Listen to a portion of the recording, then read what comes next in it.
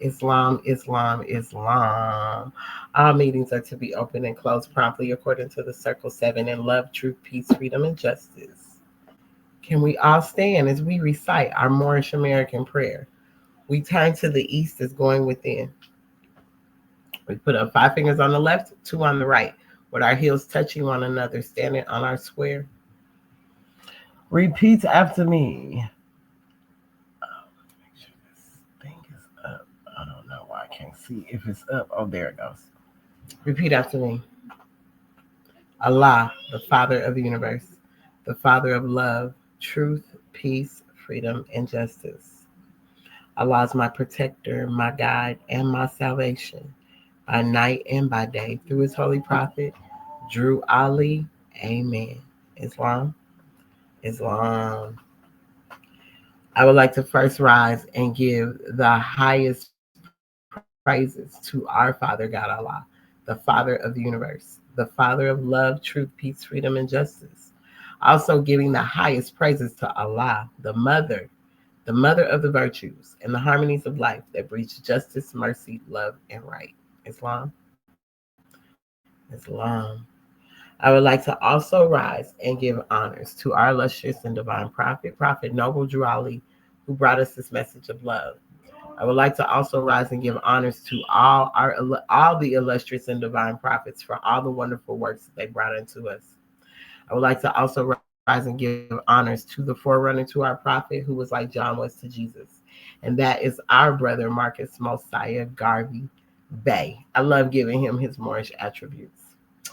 I like to also rise and give honors to all the heads and all the sheiks and grand sheikesses, the grand governors, all throughout this Moorish movement. Honors to each and every one of you, and honors to everyone that's on these platforms here tonight. Islam. So now I would like to do the recitation of our laws. Salvation, Allah, unity. The Moorish Science Temple of America, the Divine Constitution and bylaws. Act 1. The Grand Sheik and the Chairman of the Moorish Science Temple of America is empowered to make law and enforce laws with the assistance of the Prophet and the Grand Body of the Moorish Science Temple of America. The Assistant Grand Sheik is to assist the Grand Sheik in all affairs if he lives according to love, truth, peace, freedom, and justice, and it is known before the members of the Moorish Science Temple of America. Act 2. All meetings are to be open and closed promptly according to the Circle 7 and love, truth, peace, freedom, and justice. Friday is our holy day of rest because on a Friday the first man was formed in flesh, and on a Friday the first man departed out of flesh and ascended unto his Father God, Allah. For that cause, Friday is the holy day for all Muslims all over the world. Act 3. Love, truth, peace, freedom, and justice must be proclaimed and practiced by all members of the Moorish Science Temple of America. No member is to put in danger or accuse falsely his brother or sister on any occasion at all that may harm his brother or sister because Allah is love. Act 4. All members must preserve these holy and divine laws, and all members must obey the laws of the government because by being a Moorish American, you are a part and partial of the government and must live the life accordingly. Act 5. This organization of the Moorish Science Temple of America is not to cause any confusion or to overthrow the laws and constitution of the said government, but to obey hereby.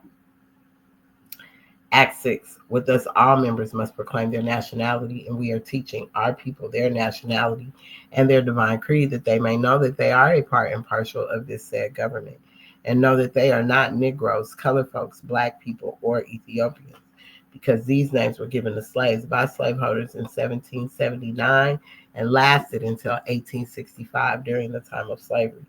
But this is a new era of time now, and all men now must proclaim their free national name to be recognized by the government in which they live and the nations of the earth.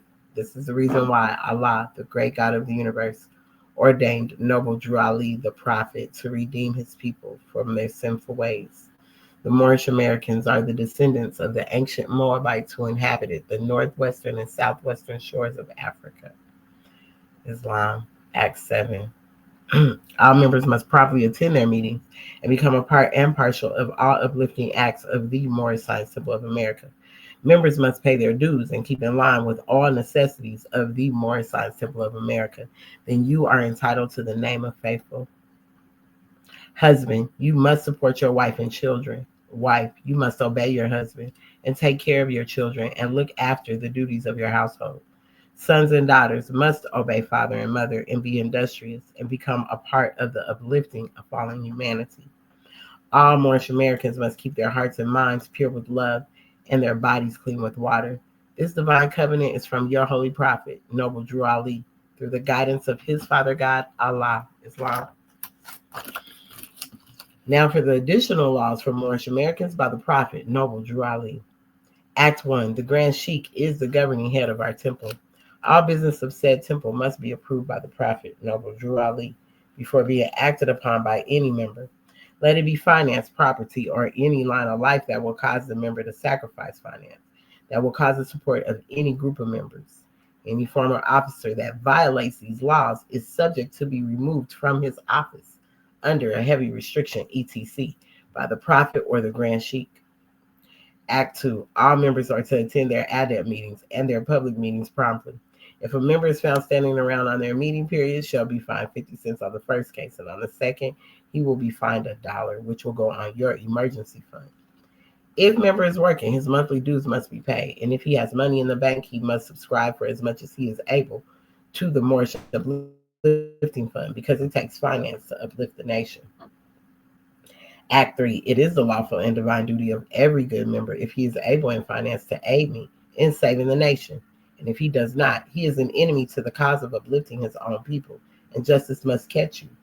Let it be he or she according to love, truth, peace, freedom, and justice, as I have the power invested in my hands, and I will have to enforce the law in order to save the nation. Act 4.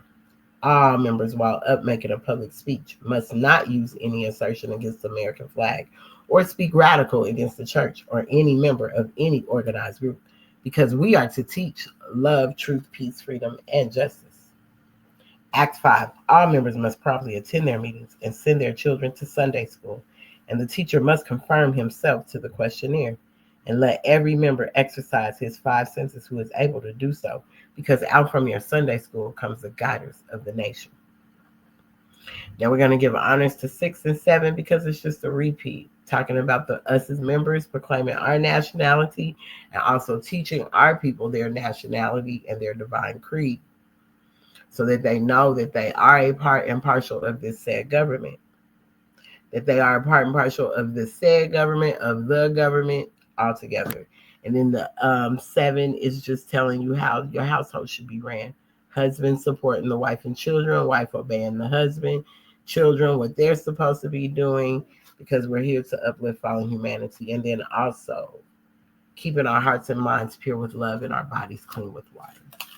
That is another part of our Act 7. And these acts are to remind you of your character, remind you of how you show up, and not just for temple, but altogether, like in your everyday life. So that's what these acts are. And these acts, a lot of, just let me say this. This was divinely prepared by the noble prophet Drew Ali. And the more and more I get into this, the more I study it. When I study it and study it and study it, and I'm going over the lessons, no matter how many times I read these lessons over and over, I promise you, I'm pulling something different out every time. Like something unfolds. It's so mystical. It's so magical. And I'm telling you, even some of the stuff that we're going to discuss tonight, just so mystical and magical. And then just the way the prophet placed these lessons in this holy Quran, and with what's going on in the world right now, like how important it is to unfold these lessons. Because even in unfolding these lessons and working on yourself, it doesn't put you in a fear tactic place. It doesn't make you scared. It doesn't put you in fear, right? You really can start seeing what's really going on. So we are gonna have we're gonna talk about King Solomon today. I'm hoping my sisters are able to come on. I'm not sure if they'll be able to, but Islam, Sister Shar Islam. But I'm gonna send out the link for people to come in if they would like. But yes, this one's going to be interesting. We brought up King Solomon because last Friday Holy Day and Sunday School too, we talked about King Solomon because we came out of Ecclesiastics, right? Where it's breaking down King Solomon. Then we go into the Songs of Solomon because I think Solomon's story, number one, it can be taken in so many different ways. King Solomon was very powerful. He had, they say he had 700 wives, 300 concubines. But most people take it so out of context when they hear that it becomes this lustful thing that you think King Solomon had all these women and that he slept with all these women and did. Because if that wasn't the case, then our brothers wouldn't act in the way they do about certain situations, certain things, right? But a lot of this, if you really go into it and if you know the story, it was really political. It was political moves of why he was doing a lot of this marrying into these different nations. And man, it's such a beautiful story. The Songs of Solomon is such a beautiful story anyway. Because it's a love story. It's literally a love story between him and a particular one, and her and him. So she's the beloved, he's beloved. So in there you could just see the love that they have for each other and how strong it is and how important it is. So even with him having all these 700 wives, his heart still was really just with one sister, no different than the rest. And also in the Songs of Solomon, it tells you, it could give you also how Jesus loved the church or how you should love in general. It's teaching you how to love. It can teach you how to love. Even when it's talking about certain parts in the Songs of Solomon too, you think it could be talking about a bunch of women. No, it's actually a chorus of women that were excited about this union. So they were commenting on how beautiful their love was for each other. So as I went further into the Song of Solomon, I'm going to do you a little breakdown, but let me just send out this link really fast. And then we're going to get into this Song of Solomon.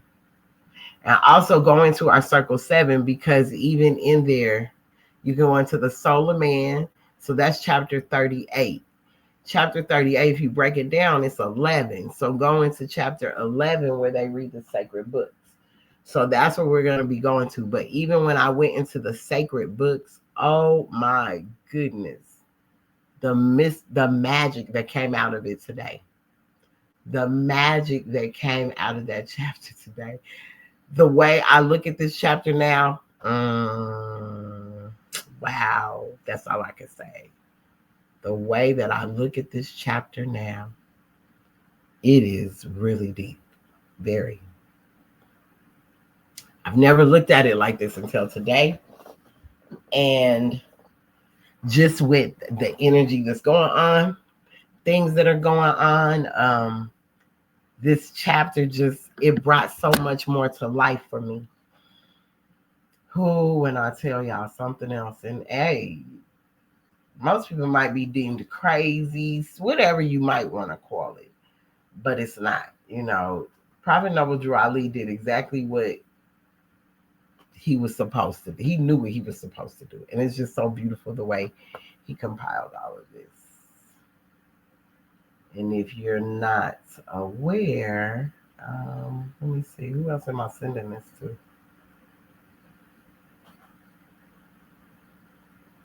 Because it unfolds to each of us, I believe, differently to me. I mean, each one person is going to unfold at a different time. Other times, for each of us, I guess it unfolds in the time that we needed to. But, whoo, y'all, stuff I found today, and I'm going to get to it. Let me just get this. Gonna try to get this out and see if anyone comes in. We don't know, but if not, we're still going with this lesson today. So I'm gonna come out of Songs of Solomon. The Songs of Solomon, which is in the Bible. Prophet said, don't throw your Bibles away. We need to keep these Bibles so that we can read them. We can reference them. This is why it's important, because you got to always understand that truth is always there. Truth never changes or passes away. So no matter how many times they could write something, try to change it up, truth never changes or passes away. Law governs all events, not some events, all events. So even with the things that are going on now, law governs all events, all the events. You can call them spooky, scary, whatever you want to call them, but law governs it all. So I wanted a summary of the Songs of Solomon, right?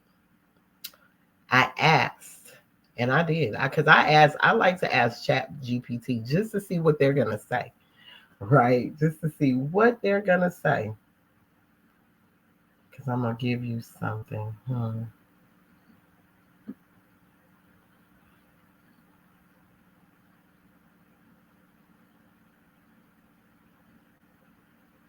Okay, so this is how this rolls. Okay, the Book of Song of Solomon is a narrative with a linear family tree, like some other biblical books. It's a collection of love poems that celebrates the passionate love between a couple. However, there are a few key characters mentioned. The beloved. This is the male lover, often associated with King Solomon due to the book's traditional authorship. The beloved one. This is the female lover, sometimes referred to as the Shulamite woman. Daughters of Jerusalem. These are a group of women who serve as a chorus, commenting on the lover's relationship. They don't really give explicit details on these characters. When you're going into the Bible, you don't get a lot of explicit details, right? But there's also a book out that Toni Morrison wrote. And the book is called Song of Solomon. The characters are so deep because it all ties in together. So she has a book called The Song of Solomon. And it's a novel with a complex family history. So there are these characters in her book. This is her third novel. It was published in 1977. It tells the story of Macon Milkman Dead the Third, a young Black man growing up in post-World War II Michigan, as he embarks on a journey of self-discovery.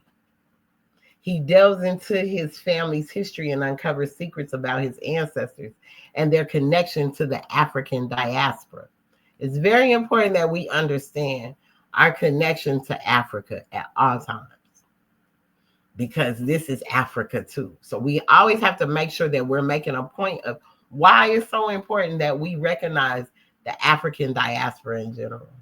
So for this to be what's going on in this book, and then we talking Songs of Solomon, right? Here are some key characters and family relations in the novel. So Macon Milkman Dead the Third, he's the protagonist, a young man who is initially self-absorbed and materialistic. Then you got Ruth Foster Dead.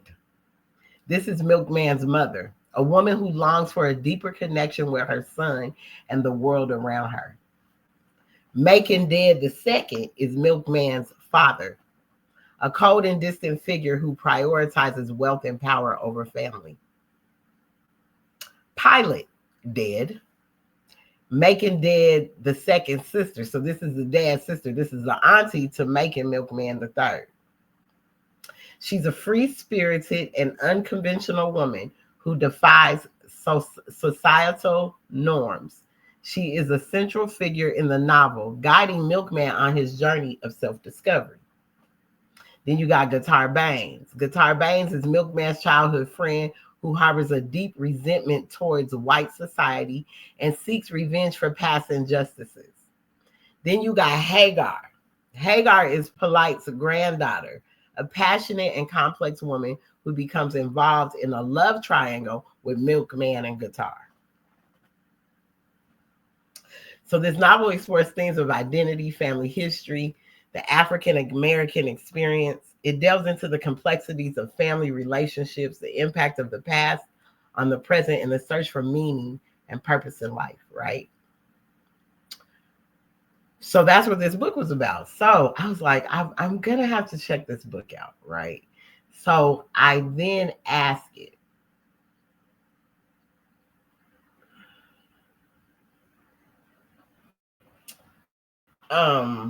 about what, give me a summary of this King of Solomon book, right? I just want a summary of it. I don't really want to, just let me get a summary.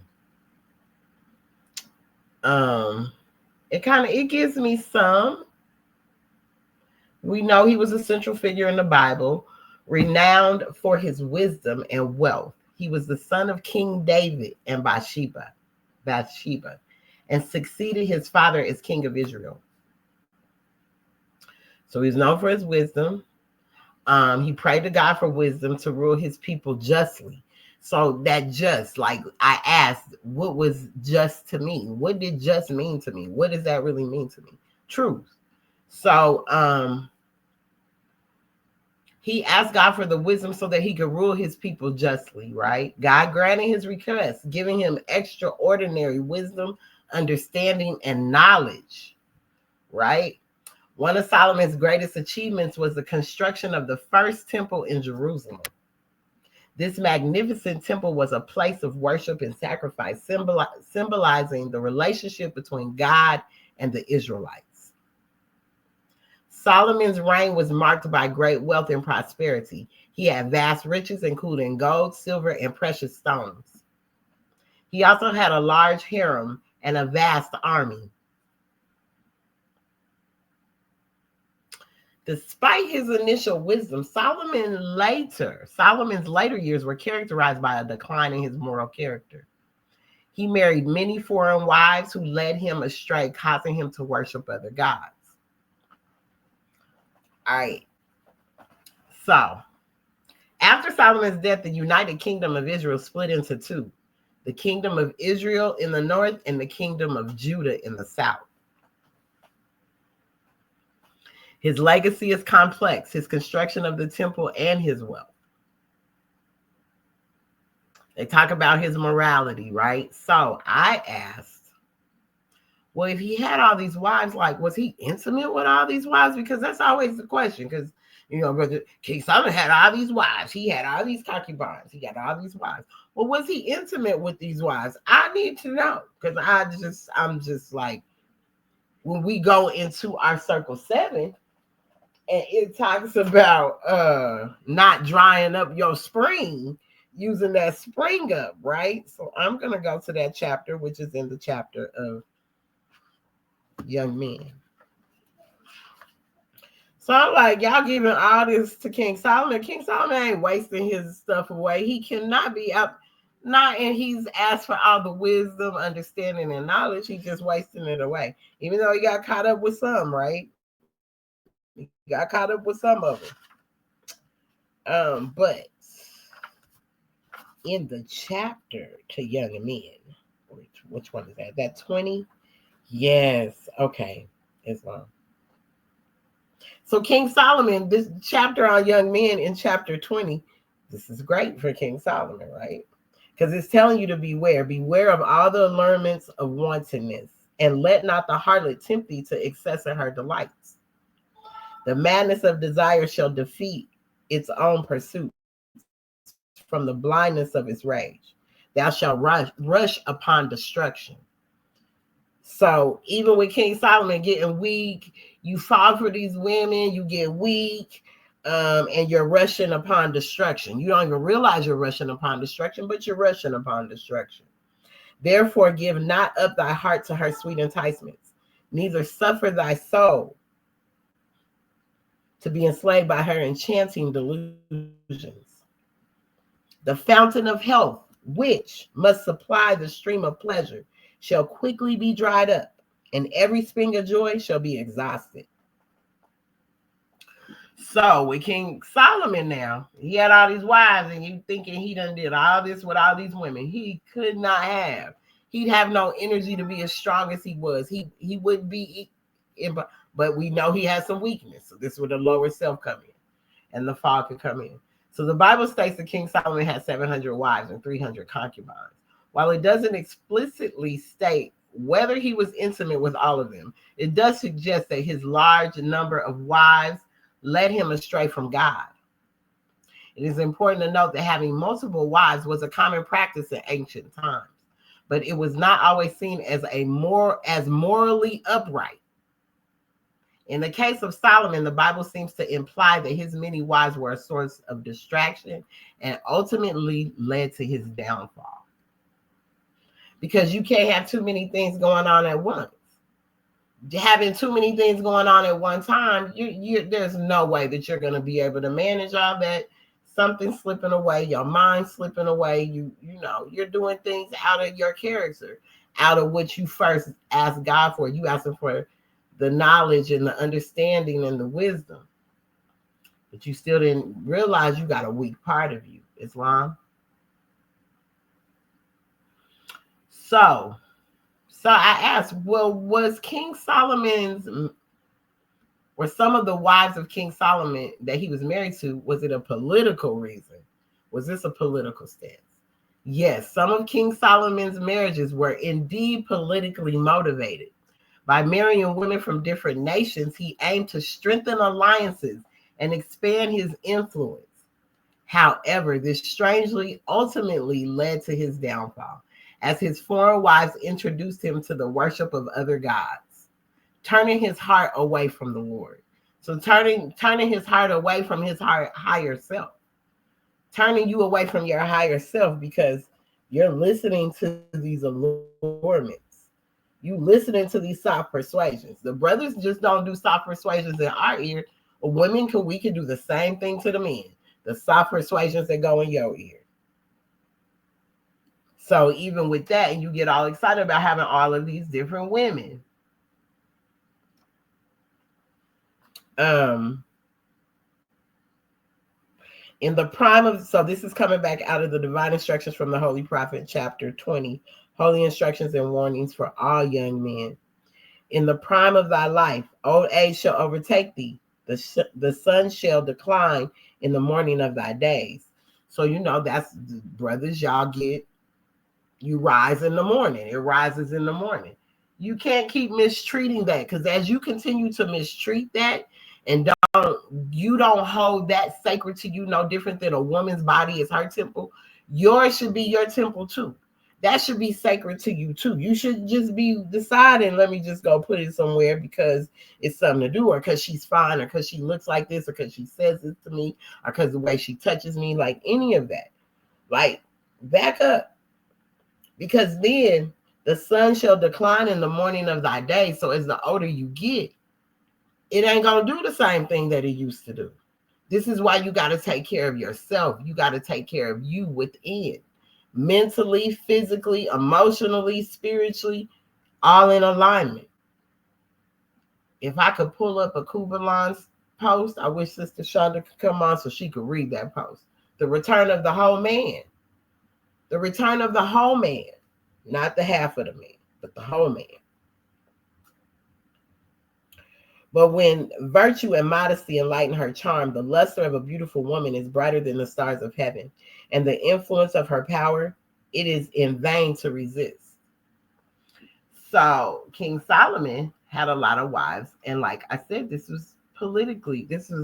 a lot of these were for political reasons, because he wanted to strengthen the alliances. He wanted to come together. See, this is where that unity comes in. But even as we read in the Songs of Solomon, as I said, it can take you back and even tell you this is how Jesus loved the church. Love your wives as Jesus loved the church. Islam. That's why a man must seek out that wife, seek out that woman. Not we looking for a man, but that he finds us.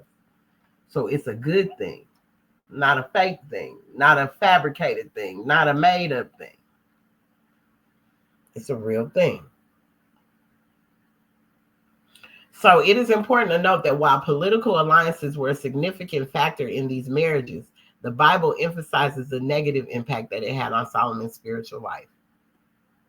His numerous wives, particularly those from foreign nations, led him astray. They kept leading him astray. So that's what he kept saying. They were leading him astray. So he wasn't strong enough to defeat them. So even with all the wisdom, knowledge, and understanding he had, he still was weak. His lower self, that lower self is strong, and by many ties is bound down.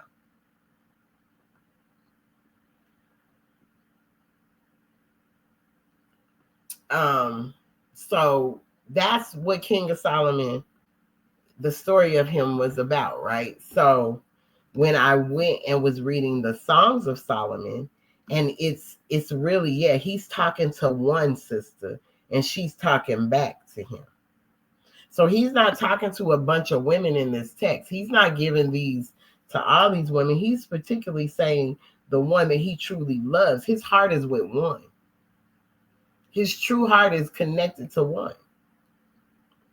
But because there's so many other ones, his lower self so strong, that carnal self, that flesh is so weak. It's so weak to the temptation of what's going on that it ran him away from his God, from his Lord, from his religion or his faith practice. You know what I'm saying? Instead of it building him up and making him stronger in that, is like they came in and it was taken away. So he became weaker and weaker and weaker through that. So I want to read two of the verses in the Song of Solomon in chapter 1. The Song of Songs, which is Solomon's. Let him kiss me with the kisses of his mouth, for thy love is better than wine. Because of the Savior of thy good ointments, thy name is as ointment poured forth. Therefore do the virgins love thee. 4, draw me, we will run after thee. The king has brought me into his chambers. We will be glad and rejoice in thee. We will remember thy love more than wine. The upright love thee. The upright. So even though she asked him, do the virgins love thee? Therefore do the virgins love thee. But she said, no, the upright love you. The upright. They ain't looking to do all that. The upright love you for the betterment. To love someone for the betterment of things. Not just because they can feel these carnal desires and lower natures of the things that you are tempted by, that all of us are tempted by. Right? So when I was reading about Song of Solomon and then thinking about the young men, because as it was saying, he lost his way. So how can we be stronger as women and as men? How can we be stronger? By not allowing someone to come in our life and totally take us off our square, take us off our focus and our purpose of what our soul's purpose is. Right?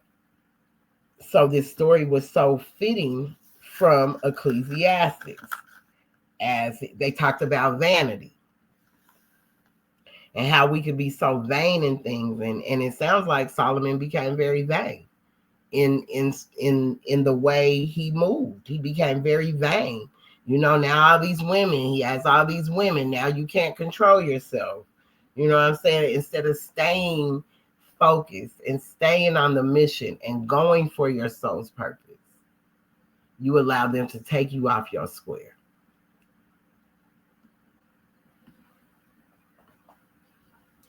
So when I finished reading the Songs of Solomon, I thought about the soul of man, because we talked about the soul of man, was it last Friday for Holy Day?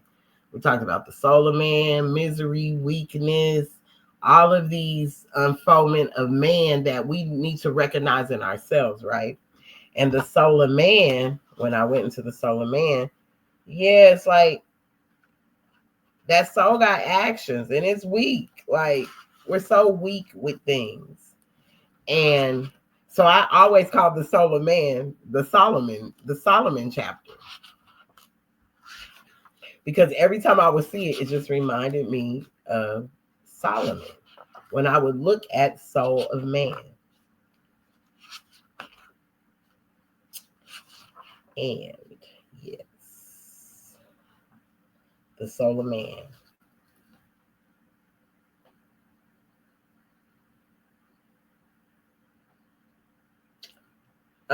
You remember I was saying about these ointments and these oils, right? So in the soul of man, I'm going to start at 1, but then I'm going to move down. The divine instructions from the Holy Prophet, chapter 38, holy instructions from the prophet, the soul of man.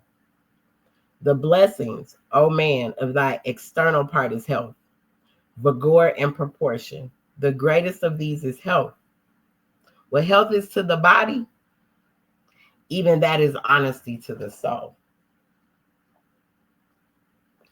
2, that the soul has that thou has a soul is of all knowledge, the most certain of all truths, the most plain unto thee. Be meek, be grateful for it. Seek not to know it perfectly. It is inscrutable. So I had to ask, wow, Solomon, maybe he felt like he knew himself so perfectly, and that's why he spread himself so thin to all these women, because he swore he had it under control, but obviously his soul wasn't under control. It wasn't. He was allowing his lower nature to just take over, and it took him down. And when I look at that, I look at the movement, I look at things that are going on in the world. This is how we've been taken down through the weakness, through our weaknesses. So it is about our soul and how we can become Solomon, but be in that upright position. As she says, no, the upright love you. The upright love you. You worried about whether the virgins love you, but the upright love you. So in 8, as the moon retaineth her nature, though darkness spread itself before her face as a curtain, so the soul remaineth perfect, even in the bosom of a fool. She is immortal. She is unchangeable. She is alike in all. Health calleth her forth to show her loveliness. An application anointeth her with the oil of wisdom. So remember this ointment and this oil. You were anointed. If we were anointed with this oil of wisdom, even in standing as these wives of Solomon.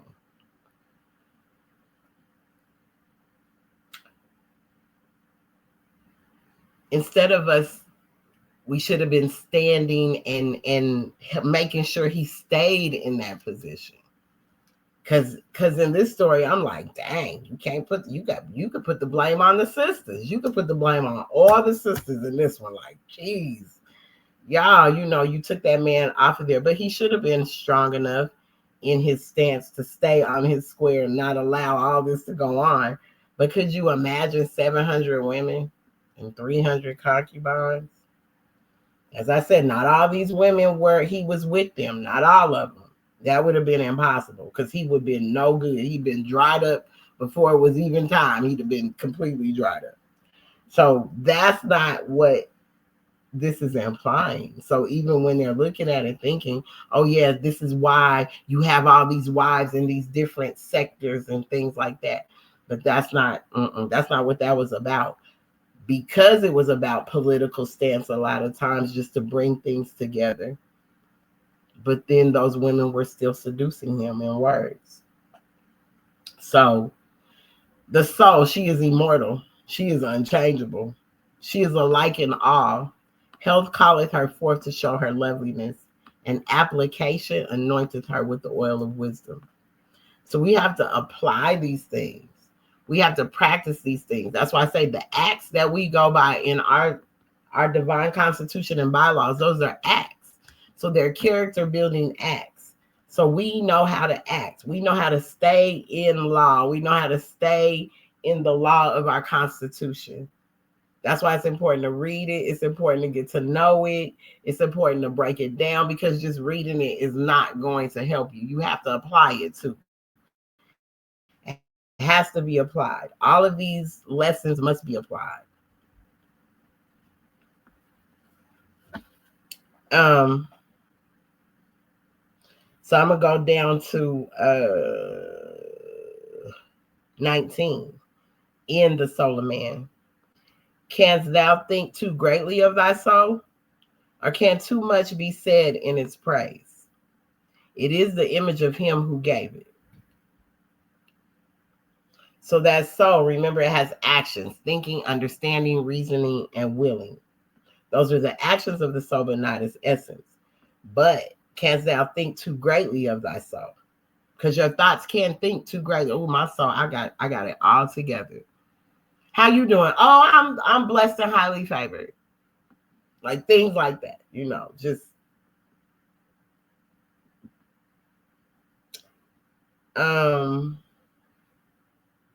so you can't think too greatly of your soul.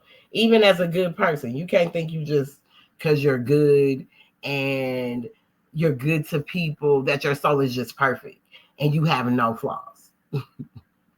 Don't try to get to know it like that, because it's very hard to just get to know it. It's not something that you're going to know perfectly. It's impossible to understand and interpret. So, but know it's there, put it to work, employ it. Don't let the actions of it navigate your life. That's what I should say. Don't let the actions of the soul be the navigation to what you're doing, right? Because all of that could be out of, oh shoot. Okay, try one more time. My fault. I don't want to lose it.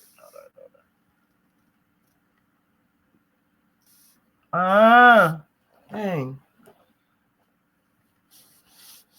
Come on over here. Come on over here.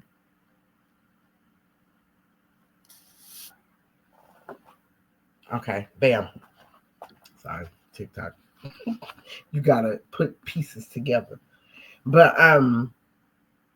as I was saying, don't like we want to get to know it. We think we can know it perfectly. We think it's perfect, but it's not. This is something, because the soul is far too fine for, it's a substance far too fine for fleshly eyes to see. So we can't raise it too high. We can't think like that we're better than anyone either, because maybe we've tapped into the soul. We can't think we're better than anyone, walk around with our nose up, because King Solomon, even though he was a very powerful man, obviously he got beside himself. So it's a check for all of us to not get beside ourselves, to keep this love that we have within us, the love that if you're really someone that has a soul, because there's a lot of people walking around without one, but if you are someone with a soul and have compassion and love, like the story of Solomon is something you should really read and help in helping you to love yourself from within, because the story is really the balance of your higher self and your lower self, getting in touch with that and falling in love with you, so you can become a whole person. You can become this wholeness that we should all be. But because we keep thinking we have to show up and be perfect in everything, and even in our faith walks, whether religion, spiritual, whatever it is you might rock with, you think you got to come perfect, or you think you got to be this certain way, or even if you're out helping people, that you have to show up and be this way and that way. If you do it from your heart and you do it from a compassionate place, and you're not doing it from a materialistic place, from a place of looking like, oh yeah, I need to gain wealth from it, I'm gonna try to get over on people, that you're really coming from this compassionate place, then your soul is something, the essence of it is what's so beautiful, the essence of it. But when we're so caught up in this world, because as you heard about Toni Morrison's book on the Song of Solomon, and the brother, even the milkman, He was looking for himself, but his dad he was a materialistic person. But then look at how dad was. He was getting it from there. You can look at the dynamics of even his parents to see what was going on. So Solomon's something we need to look into. That's how we can learn love. That's what I started looking at it like.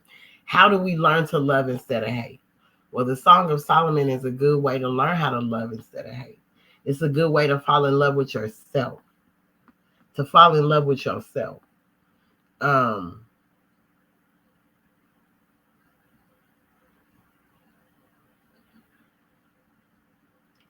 And to be more appreciative of yourself, to be more appreciative, even when you might not have it all together, but just to be more appreciative of self.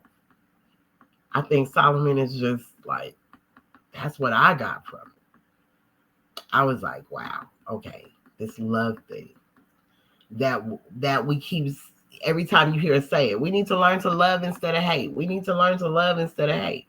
How do you learn to love? Where are the directions for that? You know, where do you learn to do that when we haven't learned to do any of that? We think we've learned to love because we can tell somebody I love you and things like that, but nah, like to love someone or to love something and not demand it in return, that is something hard for a majority of all people to do. Because no matter what, you're going to look for something in return from that person or that thing. You're looking for some kind of reciprocation. When that should just be natural. It should just be natural. So the love that Solomon had for, whether it's Bathsheba, this woman, so I'm believing it's Bathsheba, that he had this love for, it was just her. And even though he was in all these other places, those other women pulled him away from really his true love. Because they got in his mind, they got in his thinking, they got in his understanding, they got in his reasoning, and they got in his willing. So he lost touch with that soul. Like I said, it is the image of him who gave it. That's why I say, let us make man in our soul image. Let us make man in our soul image. That's why it should be your soul's purpose for what you do. Not so you can be seen, not so you can be praised. None of that. But what is your soul's purpose? And I feel when Solomon was coming to God and even asking him for this wisdom, understanding, and knowledge, he just wasn't being specific enough on how to make sure he stayed in the bounds of righteousness, or didn't use the tools that were set forth, or how do I continue to stay on this path? Sometimes we don't ask the imperative questions. We're asking for things. It says you have not because you ask not, but we'll ask for stuff and be careful what you ask for and not knowing what we're really asking for. So maybe Solomon he wasn't aware. You know, I'm a powerful man. I have all these things. Yeah, I do need the knowledge, wisdom, and understanding of all of this. But how do I stay on that straight path? How do I keep me from falling off the deep end?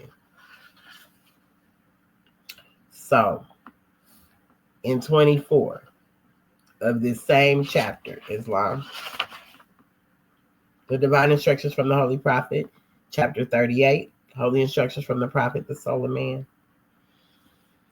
says, guard her, for she is rash. Restrain her, for she is irregular. Correct her, for she is outrageous.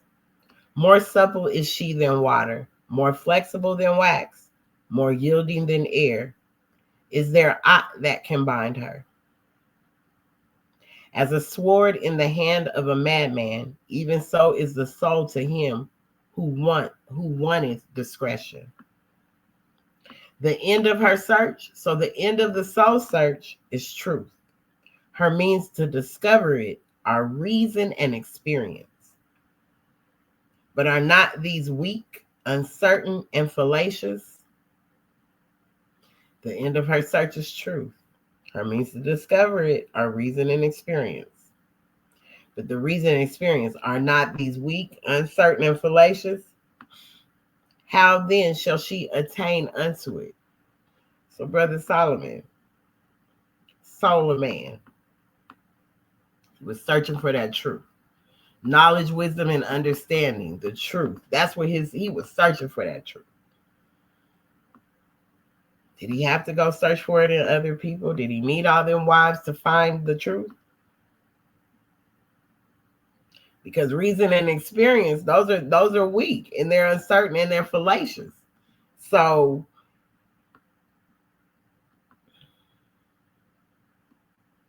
his reason and his experience pulled him down.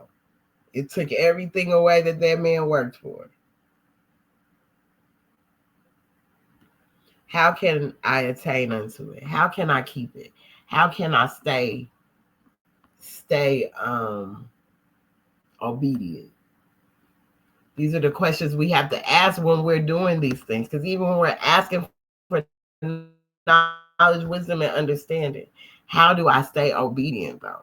In the knowledge, wisdom, and understanding that you will bring unto me, that you will bestow upon me, how do I stay in alignment? How do I stay obedient to you, to your words, to what you say? We have to start asking those questions, because general opinion is no proof of truth. For the generality of men are ignorant. Perception of thyself, the knowledge of him who created thee, the sense of worship thou owest unto him. Are not these plain before thy face? And behold, what is there more than men needed to know? What is it more than men need to know? Is it anything more that men need to know? 11. We want to know so much, but do we need to know all of that? Because there's a lot going on right now that we should be more attentive to and paying attention to, because of what we could be encountering, who we could be encountering, and not even realizing, even through these 700 wives, these 300 concubines, the different energies and the different spirits that he connected himself to. Could you imagine the fight?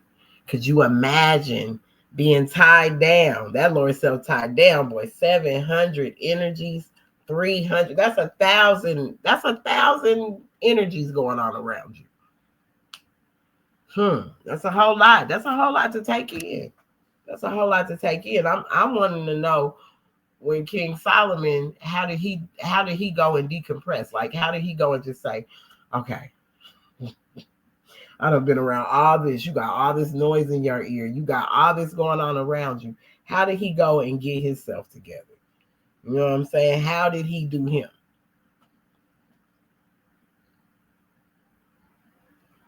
That's a lot of energy. That's all I kept thinking. That's a whole lot of energy to have to put up with. The complaints, the this, the that. I'm just imagining his mental space, if that's what it was. So his heart, I feel his heart and soul was just still with this one.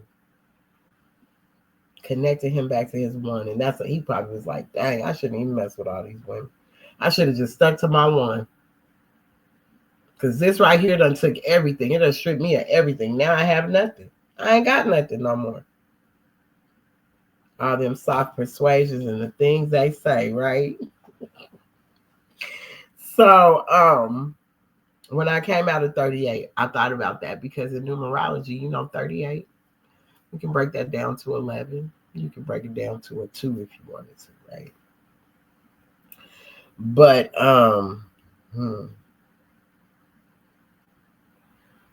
we know that the Bible and all these things are symbolic, and you can go into them from an esoteric level, right?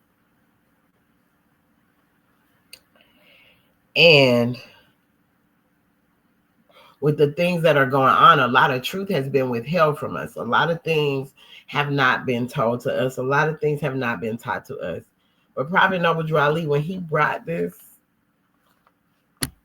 to this plane, to North America, It was to unloose these secrets, these secret keys that were held back from us, right? So he loosed these keys so that we could know. But it is just because it's as small as it is, as I always say, it's not that it's the easiest read, just because it may seem easy to you because you've read something that's shorter, you've seen these words and all of this, but it's the unfolding. I'm telling you, it's the unfolding. So we know there's a lot going on right now. First, let me say this. I want to first talk about the movie I just seen while I was at my client. So that's why I'm on here late, because I had a client. So, when I go do hair, I'm mobile, go do them. I don't watch TV at home, but I'm there. So we watched Mary because one of my sisters said, "Oh my goodness, Mary on Netflix is amazing." So I was like, all right, I want to see Mary. So she was like, "You want to watch?" I was like, "Let's watch Mary." So we were watching Mary. Man, I don't remember the story of Mary like this, because I'm just like, they are taking so much of us away. They take so much of our story out of everything, right? So even Mary's story isn't really told in a certain way. Not that I can remember, and maybe I need to go back to see. But I don't remember Mary's story being told this way, because I always had the Bible books. Like my mom we always had books. So those Bible story books with like Jesus and Mary on the front and all the other people and Moses and all of that, right? So we had those books, and I never remembered it. Never remembered the story being told. But in this movie with Mary, her mom gets pregnant. She was trying to get pregnant. They kept trying to have a baby, Eventually has Mary. So I guess because this is this contract thing, you ask for something, you gotta be careful what you ask for. So whatever it was, from them having this baby, they made a promise to this king or to these people that when she turned a certain age, they would bring her to them. So they took Mary to them. She was like 12. I'm gonna say she was about 12 years old at the time. So she goes and she's there and she's, scrubbing the floor. She lives here now, so this is what she's doing. It kind of reminds you of the nun, where the nuns go, but she wasn't a nun. They were dressed differently. And so she's there, and she's sad because she had to leave her parents anyway. So she's there, and then all of a sudden she ends up pregnant. Now, mind you, she has Joseph is their friends at the time, and then they become engaged. When she finds out she's pregnant, she's like, "This can't be, because I didn't do nothing." She's like, "But I didn't do nothing." And they like, so she overhears one of the little girls, because they're all dressed alike, so whatever it is, she hears her talking to the main elder that runs it, the main mother that runs the place. So, she's over there. She's like, "But I'm pregnant. I don't know how, because I ain't did nothing." So the other one's over there listening. So she goes back to tell the king.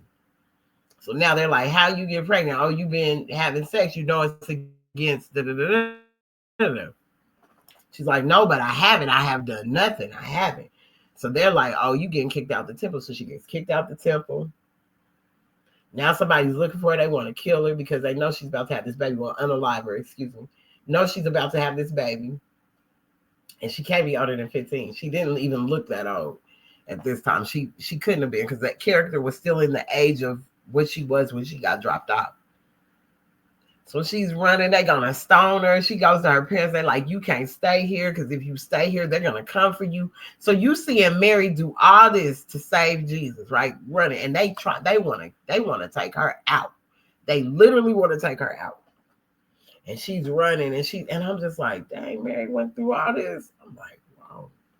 So it really had me thinking like, well, if they was trying to get to her like that, they did not need this bloodline to continue. They wanted that to be a wrap. Like, she cannot have this child.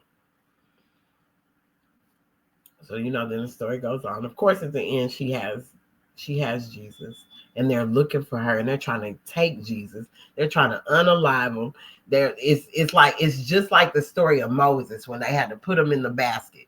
So in order for her to save her baby, Joseph is at the bottom, and he's like, you're going to have to drop him and let me catch him. So he catches the baby, run off, they go off or whatever. And he's like, so she tells Joseph, you don't have to stay here. I don't know why you want to stay with us. And Joseph is like, because y'all are my family. So Joseph didn't play about Mary. He would fight the army. They was trying to come for him. He's fighting them by himself, like just showing up and being an upright man for his companion. You know what I'm saying? Really showing that love for her and that protection, as a man should be, the protector and the provider and the one that looks out. So he's doing all that. And she's like, but this isn't even your baby. No, you're my family. So it was just like, to see what she had to go through to even get Jesus here. Wow, it put a different perspective on things, right? So I was like, that gives me more of a story of Mary, because they never really give you the stories of the women in the Bible or women in history, period.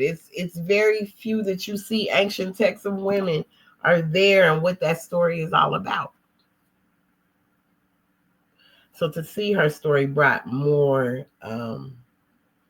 it brought more to life, because even in the movie, when she tells Mary, when our mother finds out she's pregnant and needs to leave, she says, you need to go to your Auntie Elizabeth's house. So we have chapter 2 where it talks about Elizabeth and Mary. In chapter 2, that's the education of Mary and Elizabeth in Zone Egypt. So the divine instructions from the Holy Prophet, chapter 2, education of Mary and Elizabeth in Zone Egypt. And man, this right here, the characters were the same and everything. The son of Herod, Archelaus, reigned in Jerusalem. He was a selfish, cruel king. Ooh, and Herod in this movie is so cruel and mean. He's like, yeah, go get each boy. I need you to take out every boy you find. Unalive them. They can't be here no more. I remember that story, right? He put to death all of those who did not honor him. He called in council all the wisest men and asked the infant claimant of his throne. The council said that John and Jesus both were unalive. Then he was satisfied. Now Joseph, Mary, and their son were in Egypt, in Zoan, and John was with his mother in the Judean hill.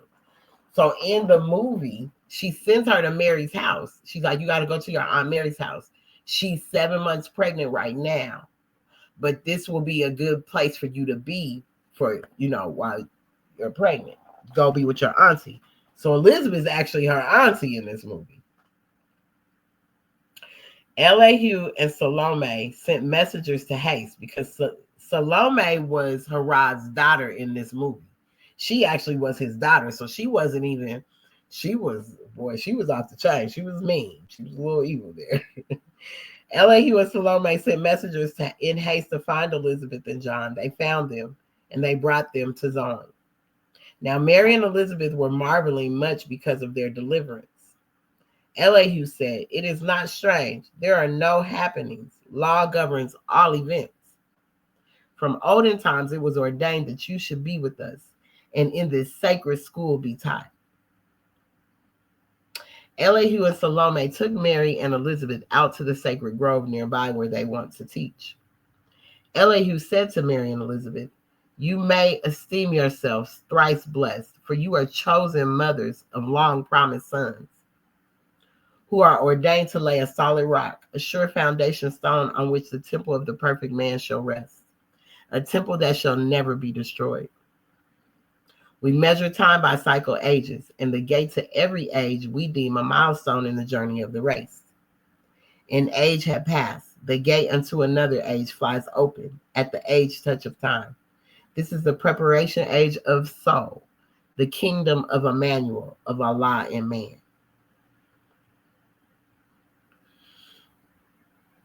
And these, your sons, will be the first to tell the news and teach the gospel of good will to men and peace on earth. A mighty work is theirs, for carnal men want not the light. They love the dark, and when the light shines in the dark, they comprehend it not. We call these sons revealers of the light, but they must have the light before they can reveal the light. And you must teach your sons and set their souls on fire, with love and holy zeal, and make them conscious of their missions to the sons of men. Teach them that Allah and man are one, but that through carnal thoughts and words and deeds, man tore himself away from Allah, debased himself.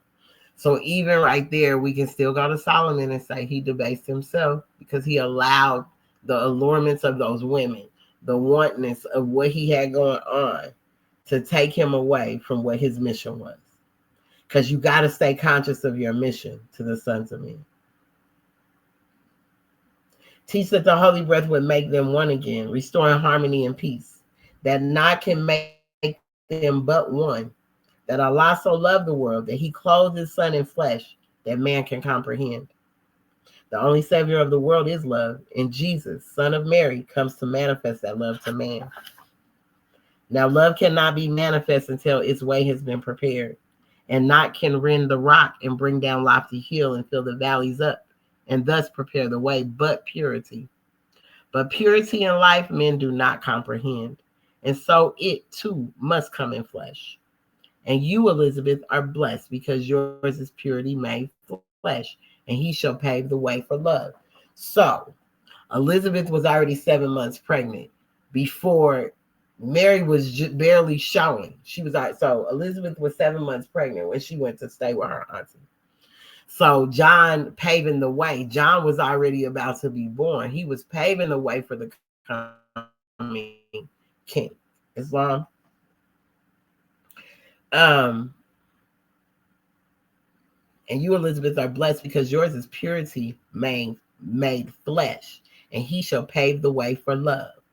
The age will comprehend but little of the works of purity. This age will comprehend but little of the works of purity and love. But not a word is lost, for in the book of Allah's remembrance, a registry is made of every thought and word and deed. And when the world is ready to receive, lo, Allah will send a messenger to open the book and copy from its sacred pages all the messages of purity and love. Then every man on earth will read the words of life in a language of his native land, and men will see the light and walk in the light and be the light. Islam. That Mary, oh my goodness, that was beautiful, because then it brought that together for me. But also, still, we can still go in here and look at Solomon's downfall, even in there, because he didn't stay steady. He didn't stay obedient. You know what I'm saying? That lower self, that lower energy. And that's something we all are fighting. You got to know that lower self well, but it's something we're all fighting. You know, some people be like, my lower self, I know my lower self, but no, you got to know it well, because you got to know what tempts it, what drives it, what navigates it, like all of these things, right?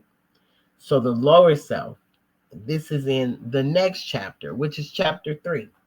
The divine instructions from the Holy Prophet, chapter 3, L.A. Hughes Lessons, the unity of life. Number 7, the lower self, the carnal self, the body of desires, is a reflection of the higher self, distorted by the murky ethers of the flesh.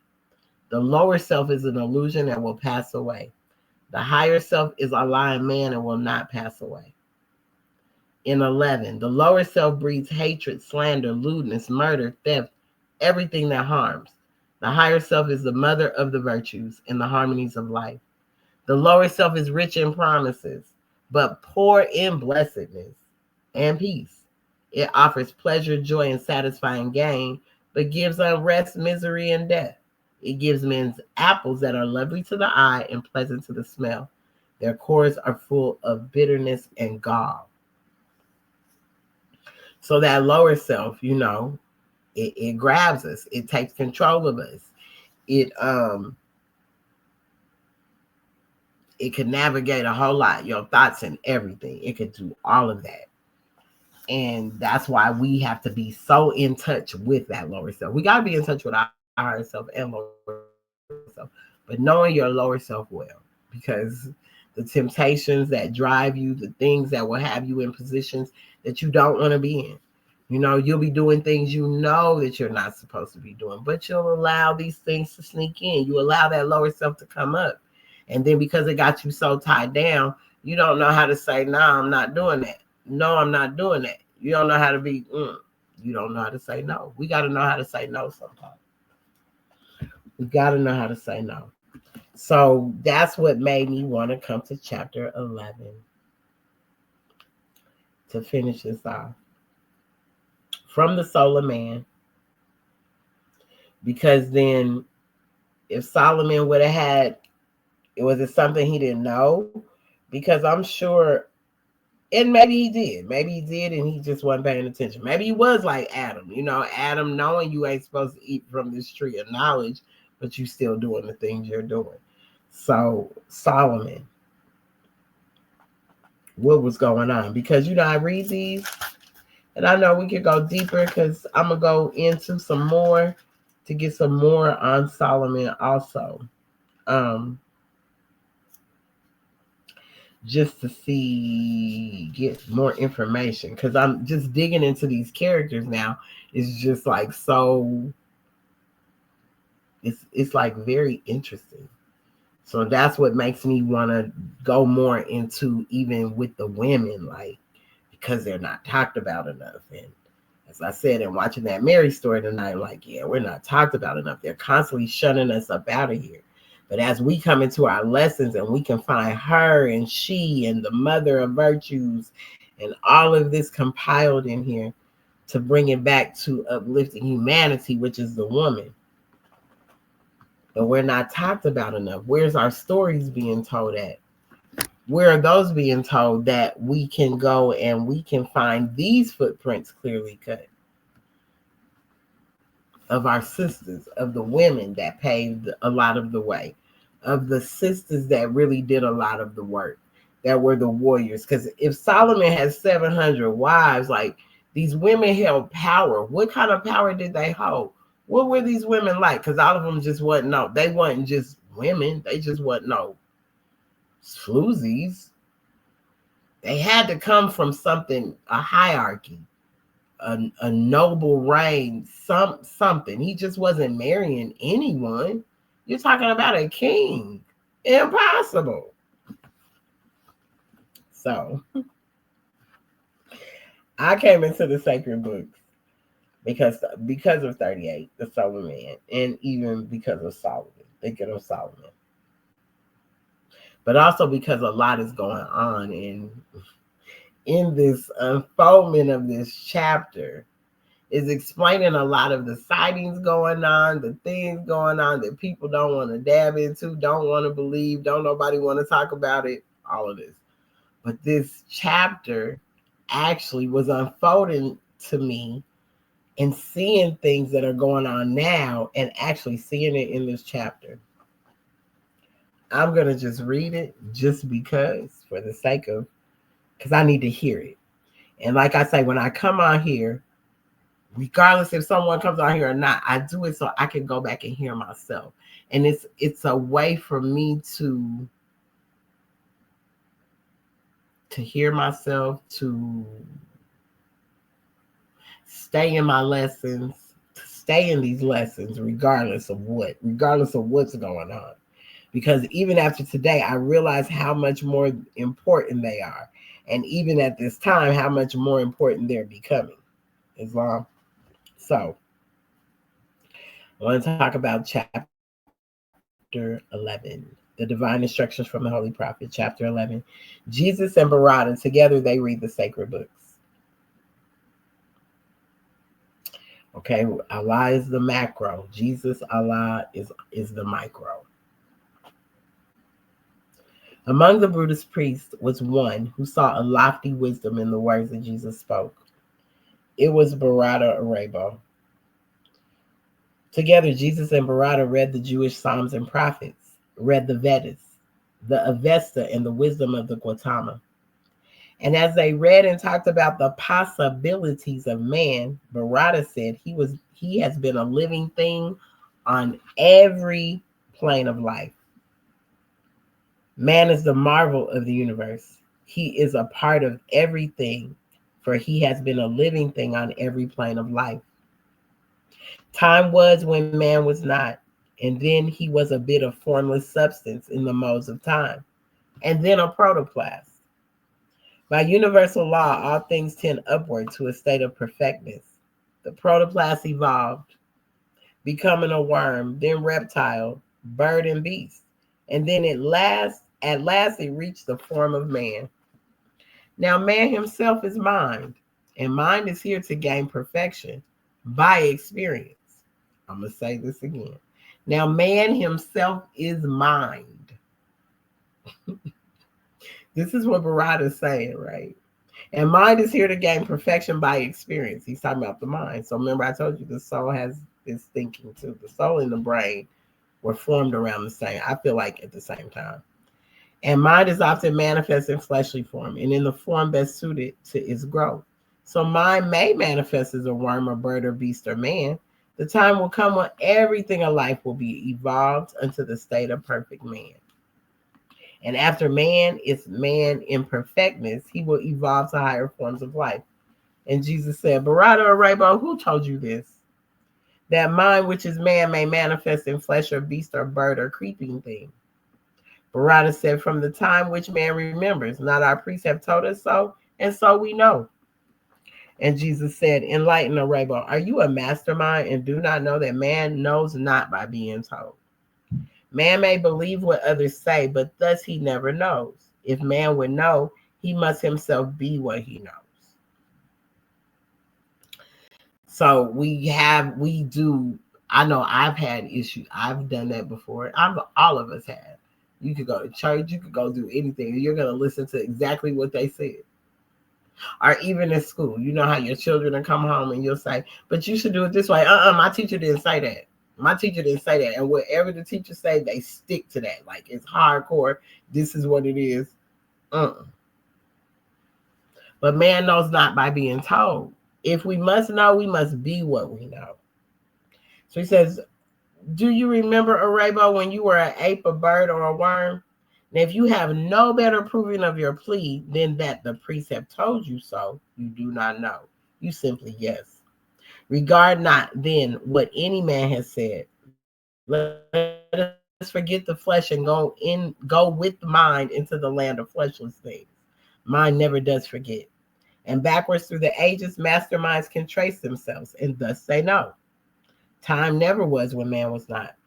That which begins will have an end. If man was not, the time will come when he will not exist.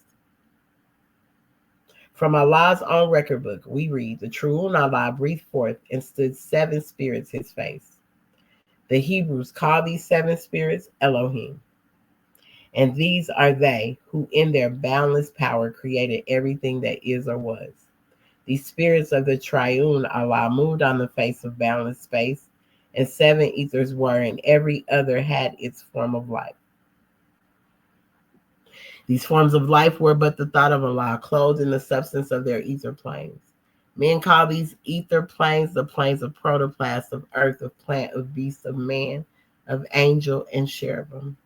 These planes with all their teeming thoughts, Allah, are never seen by eyes of men in flesh.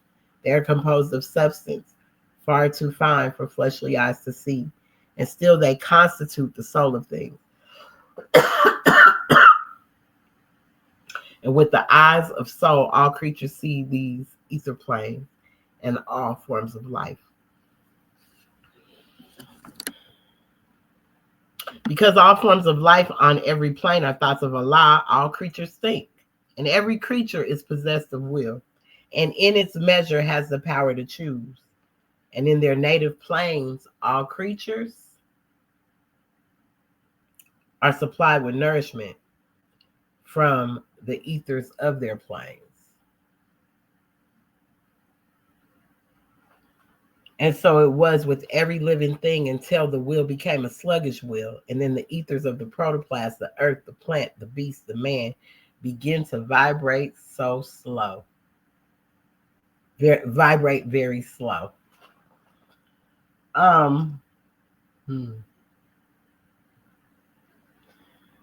Whoo, man, this one right here.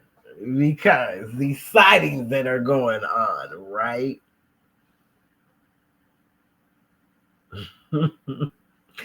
These sightings you got going on, these things, these are planes, different planes, and these entities or beings are showing themselves, right?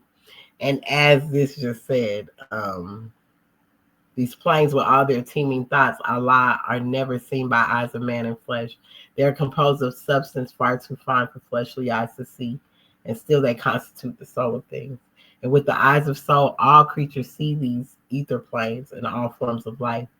Because all forms of life on every plane are thoughts of Allah, all creatures think, and every creature is possessed of will, and in its measure has the power to choose. And in their native planes, all creatures are supplied with nourishment from the ethers of their planes. And so it was with every living thing until the will became a sluggish will. And then the ethers of the protoplast, the earth, the plant, the beast, the man begin to vibrate very slow. The ethers became more dense, and all the creatures of these planes were clothed with coarser garbs of flesh, when men can see, which men can see. And thus the coarser manifest, which men call physical, appeared. And this is what is called the fall of man. But man fell not alone, for protoplast and earth and plant and beast were all included in the fall. The angels and the cherubim fell not. Their will were ever strong. And so they held the ethers of their planes in harmony with Allah. Now, when the ethers reach the rate of atmosphere, and all the creatures of these planes must get their food from atmosphere, the conflict came. And then that which finite man called survival of the best became a law. The stronger ate the bodies of the weaker manifest. And here is where the carnal of evolution had its rise. And now man, in his utter shamelessness, strikes down and eats the beast. The beast consumes the plant, and the plant thrives on the earth. The earth absorbs the protoplast. In yonder kingdom of the soul, this carnal evolution is not known. And the great work of masterminds is to restore the heritage of man, to bring him back to his estate that he had lost, when he again will live upon the ethers of his native plane. The thoughts of Allah cannot change. The manifest of life on every plane unfolds into perfection of their kind. And as the thought of Allah can never die, there is no death to any being of the seven ethers of the seven spirits of the true one Allah. And so in earth is never plant, a beast or bird or creeping thing is never man, and man is not and cannot be a beast or bird or creeping thing. The time will come when all these manifests will be absorbed, and man and beast and plant and earth and protoplast will be redeemed. I need y'all to be paying attention to what's going on and what I'm saying in this, because I'm telling you, it's so mystical and magical. To the point, if you've been doing the work on yourself, if you've been doing your studies, if you've been working, the things that are here, the things that are coming, the things that you will see will not scare you. They won't even, you won't trip, like for real, because you've been prepared. You've been prepared. To the people that hold these lessons in their hands, you've been prepared. Bharata was amazed. The wisdom of the Jewish sage was revelation unto him. Navidapati, wisest of the Indian sages, chief of the temple Captivistu, heard Bharata speak to Jesus of the origin of man, and heard the answer of the Hebrew prophet. And he said, you priest of Captivistu, hear me speak. We stand today upon a crest of time. 6 times ago, a master soul was born, who gave a glorious light to man, and now a master sage stands in the temple of Captivistu. The Hebrew prophet is the rising star of wisdom, defied. He brings to us a knowledge of the secret things of Allah, and all the world will hear his words and glorify his name. You priests of temple Captivistu, stay, be still and listen. When he speaks, he is the living oracle of Allah, and all the priests gave thanks and praised the Buddha of enlightenment. So with all that is going on, and it's only about to become even more, like you will be seeing, if you don't see it, you'll feel it. These beings of the 7 ethers of the 7 spirits of the true one Allah, you're going to see some beings. I hate to tell you this, but no, I don't hate to tell you to you. It's good because you've got to know that there's been many planes that things have been created.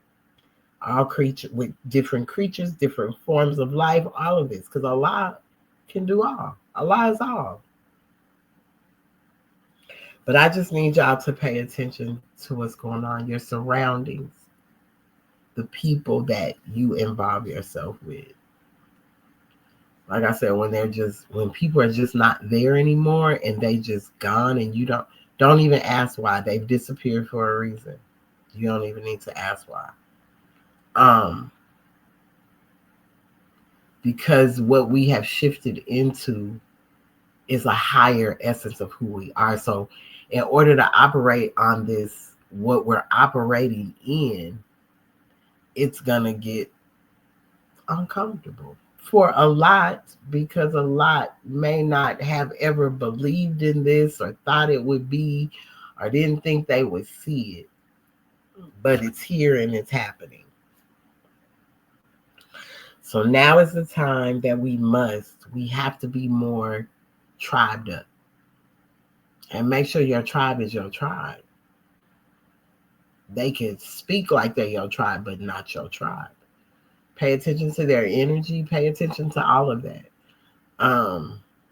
Pay attention to your energy. You haven't been feeling the way you're feeling. Whoever's been feeling it. Because I haven't. I know a lot of people have been feeling this way. You haven't been feeling the way you're feeling for no reason. I just say prepare yourself and protect your mental. Protect your mind as much as you can. Go within, tap in. Go within. Get in touch with your soul. Like, for real. Connect yourself back to source. Whatever you may call source to you, whatever that may be. If it's not God, it's not Allah, whatever that may be, spiritually, however you want to rock it. But you need to connect yourself to source, because you're going to have to. Your relationship with source is going to help you through what's coming, through what is here. It's not even what's coming, what's already here. The source will help you get through this. But you're going to have to stay connected. You're going to have to, for real, diligent. That's why I say that obedience, being obedient. Come on, Solomon. We have to learn from these things, these experiences and these reasons why people did stuff. But at the same time, they were not obedient. They didn't stay obedient to God's word. They didn't stay obedient to Allah's word. Everywhere you look, you got to understand you must be obedient. We got to be obedient. Because by not being obedient, we'll tear ourselves up. By not being obedient, Solomon tore himself up. You have your soul, you have one. Nobody needs to think for you. When my boys from Goody Mob say, use that tool between your two shoulders. Use your own brain, your own head. Me and my children know we don't do, what is that called, when the people try to pressure you into doing stuff. We don't do that, because you got a brain of your own and a head of your own. So the so-called trying to get you to do stuff because it's the thing to do, we don't believe in none of that. So use your tool. You have to start using your tools, y'all. This is why the prophet gives us tools. He tells us about carpenter tools. He tells us all these things that can help us navigate. Because what this has brought was more of what really has been going on. You talk about Atlantis, well, welcome back. Well, welcome back. Because it's all written in these texts of the things. And so these entities that we will be with, these energies that we will walk this plane with, it's in here. You just got to know how to unfold it so that it can teach you and help you, so that you're not walking around in fear. You're not living in fear. You're not moving in fear. You actually have tools and armor for yourself. You know what I'm saying? Because I'm going to be honest, the pow-pows ain't going to work on this stuff that's here. It's not going to work. It's not going to work. As much as they want to get it out the sky or whatever they're going to try to do, it's not going to work. It's just not going to work. So this is why your spiritual connection is important. This is why, if you don't want to call it religion, but I always say religion to me means realigning yourself back to source. So if it's your religion, your spirituality, I'm just going to tell you, more than ever, you need to be holding on to something, because your sanity is going to mean a lot to you in these times. But this is nothing no one hasn't been saying. This is not nothing I haven't even been saying. That you gotta have to protect yourself. So through growing through more science, I'm so grateful, because if I didn't have this, where my mind would be, how I could be thinking, oh my goodness, the fear that I would live in if it wasn't for this. And me understanding that I and Allah are one. And he came to show me possibilities, not impossibilities. So I'm not going to live in the impossibilities, but the possibilities. So that's why these stories are important. These characters are important symbolically, however. But Solomon's story is something that we really need to tap into and learn from, because he had so much. And just due to his weaknesses of why he lost everything, why he fell so low. And that's why when he, even in the sacred books, as it talks about the fallen man and how atmosphere and things start vibrating slower and slower. In Solomon's mind, he was up here at first, and then all that energy from all them women, all them wives and concubines just start bringing that down. He started vibrating slow. So he lost control of what he at one time had control of. We can't do that with our life. We can't, especially not now. Because if you drop it now, ain't no picking up. It's not a pickup this time. It's not. It's a wrap. So I've sent the call out to my family. I'm going to say it to y'all, whether you take heed of it or not. Maybe you'll go back and watch the video, because things are going to start taking place, and you'll be looking for those same people that have been foretelling you this for a while, have been, people may say, oh, you all over the place, you're doing this, you're doing that, you're doing this, but you got to stay aware. You got to stay aware, because I'm telling y'all, without these tools,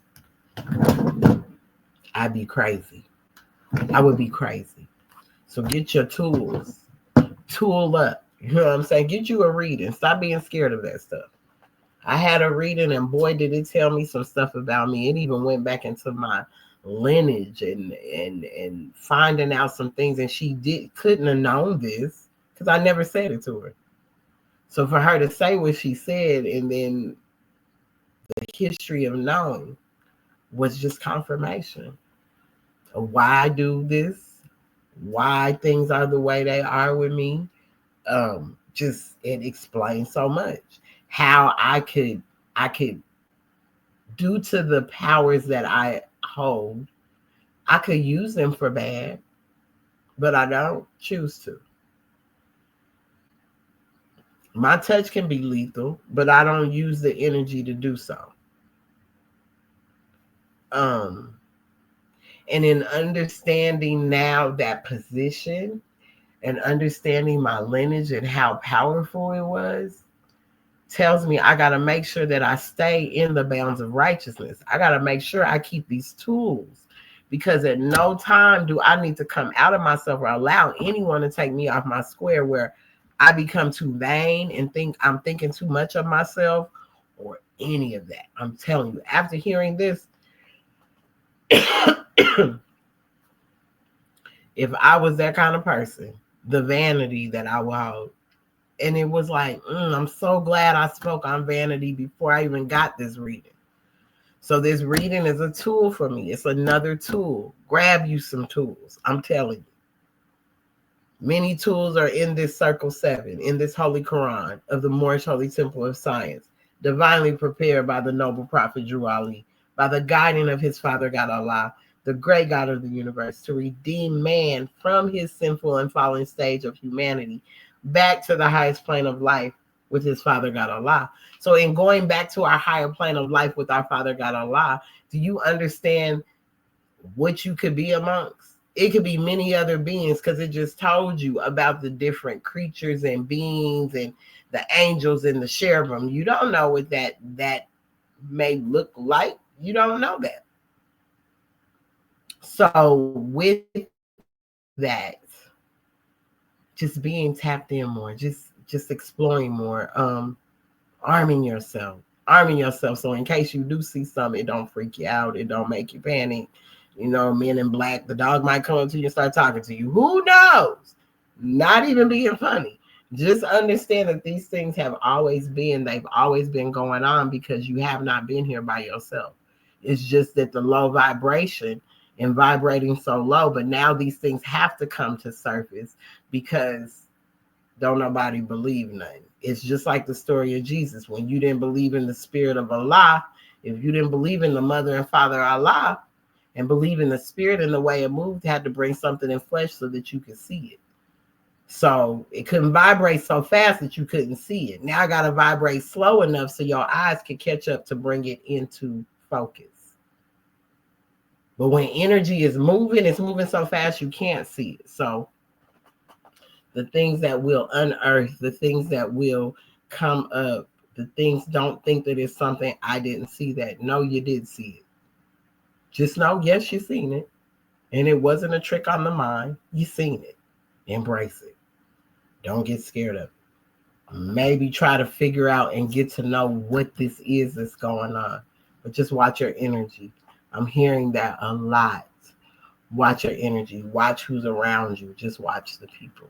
Watch your children. Please watch your children. That Mary movie, running to make sure she saved her baby. Watch your children. Watch your children more than ever right now. Don't trust nobody around them.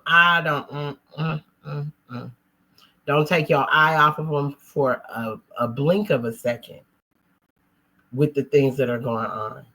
Sisters, for real, we don't need to be outside at night. When the sun go down, when the street light come on, you need to be in the house. We need to be in the house when the street light come on. So, you know, this is why I had to go into this lesson today. I wish my sisters would have came on because I know they had a lot. They had a lot they build on for this cycle. But, you know, hopefully that can happen for you guys Sunday. We could get together, but I had to work late. So it was a late night, but I still wanted to come on and give honors and also, you know, just give my measure on what I have been studying and reading.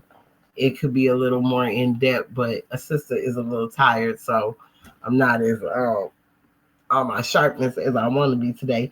But I want you all to go read up on Solomon.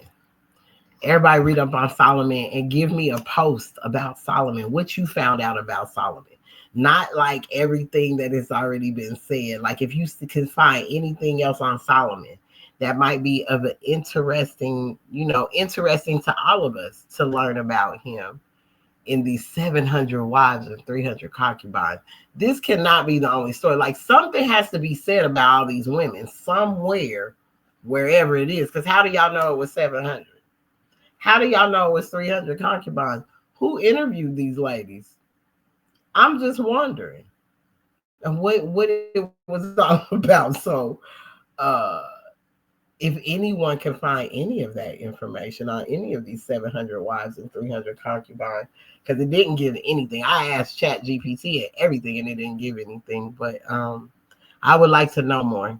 Learning more on Solomon, learning more about Solomon, and just what took place, and would like to know more about these women and what kind of stance they were on, because I don't know. We really got to think on how we show up too. Because when our brothers be on their stuff and then you need all this time and attention that he can't give you because he's busy. I want you to be busy. Busy is great for me. Be busy. Give us time to miss each other. Be busy all the time. But we need to be busy in these lessons. We need to be busy and better of understanding ourselves. But as I say, just protect yourself. Just be careful out here right now, okay? All right now. So our meetings are to be open and closed promptly according to the Circle 7 and love, truth, peace, freedom, and justice. Can we all stand as we recite our Moorish American prayer? We'll turn to the east, it's going within, but I'm going to stand here since I'm facing you. We put up 5 fingers on the left with 2 on the right, with our heels touching one another, standing on our square. Why do we hold 5 on the left and 2 on the right? Well, 5 fell. A man fell and 2 held their station. My fault. 2 held their station, which were the angels and the cherubim. 2 held their station. Ever strong. Their will was ever strong. They didn't break it. They didn't become weak due to circumstances and people and situations. They stayed at the obedience. They stayed with Allah. Their obedience was with Allah. Everything stayed right there. So 5 fingers on the left for the fallen man, 2 on the right, because 2 held their station. Repeat after me. And we stand on our squares with our heels touching one another at a 45-degree angle. Islam. Allah, the Father of the universe, the Father of love, truth, peace, freedom, and justice. Allah is my protector, my guide, and my salvation by night and by day. Through his holy prophet, Drew Ali. Amen. Islam. Islam. Y'all have a good night. A good night.